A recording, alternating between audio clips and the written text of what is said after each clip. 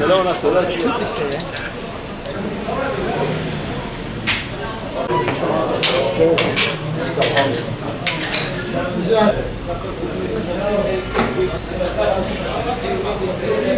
Bir buçuk yıldır kapalıyız ya. Yetkililer onları yakalamıyor. Diyor alam o bese orada var mı bakacağız. 21 yıldır esnafım. Üçüncü klimamdır bir yılın içerisinde çalınıyor. Şu ana kadar 3 tane klimam, 17 bin zararım var. Her akşam 10 tane bekçi burada toplanıyor, ne sokağa giriyor, ne bir şey yapıyor. Başvuruyoruz, klima çıkmıyor. Bilmiyorum nasıl oluyor. Kuş olup uçmadılar. Her yerde mobesalar var. Arka sokakta 2 tane mobese var. Önde bir tane mobese var. Esnafların kameraları var. Hiçbir şey görünmüyor. 17 bin zararım var.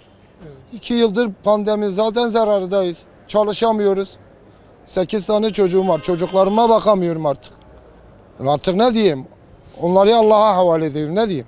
3 gün önce karakoldaydım. Evet. Karakoldaydım. Dedi size haber verecek, orada da bir şey çıkmaz. Yani mağduruz. 17 bin zararım var. Kim bu zararımı ödeyecek? Götürüp hurdacılara satıyorlar. 11 milyarlık klimayı gidiyorlar 200 milyona satıyorlar onları. Bu bekçilerden de şikayetçiyim. Bu bekçiler 10 tane bu sokaklarda dolaşma gerekirken geliyor şurada oturuyorlar sabaha kadar. Hiçbiri sokaklara çıkmıyor. Dolaşmıyor. Devreye atmıyorlar. Bekçiler yani 9 bin maaş niye alıyor? Madem ki sen 9 bin maaş alıyorsan sen bu devlete ihanet ediyorsun. Bu devlete sen oturacaksın, maaş mı sana verecek? En büyük ihanet budur. Çalışmadan 9 bin maaş.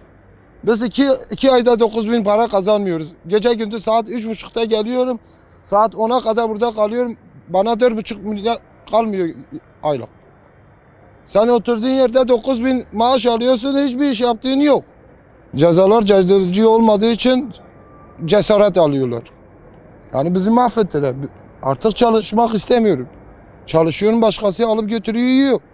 Kendimizi artık koruyamıyoruz. Polis geldi. Gittik karakola. Dedi, ben dedim mobeseyi açın bakın. Diyor tamam bakacağız sonra size döneceğiz. Öyle bir şey de çıkmadı. Ya 8 aydır bir şey çıkmadı.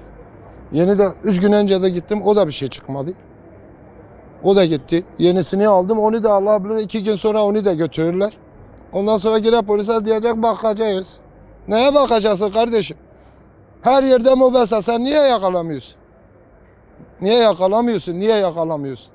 Bunlar sizin babanızın oğlu mu? Niye yakalamıyorsun babam? Savcı Bey niye yakalamıyorsun? Hiçbiri yakalanmamış. Hiçbiri yakalanmamış. 3'ü de gitmiş. 2 tane başvurmuşum, bir tane de başvurmamış. Sadece ben bu hırsızı, bir de bu alanları cezasını alsın. Ben başka hiçbir şey istemiyorum. Allah onların belasını versin. Ben ne diyeyim? Özellikle o alan var ya, o hırsızlık mali alan, o şerefsiz oğlu şerefsiz var ya. Allah onun belasını versin, o cezayı çeksin. Onu yakalayın ya. Buraya iniyorlar bak 3,5 metredir ya. Derinliği 3,5 metredir. Az ileride. Oradaki mobese mi? O mobese. Sokağa çıksan hepsini görüyor. Bir tane de gel burada var. Sokakta var. Bu sokaklarda ne olursa görüyor. Bak mobese orada gözüküyor. Bu çarşıda kameralar da var abi. Ya her yerde var ya.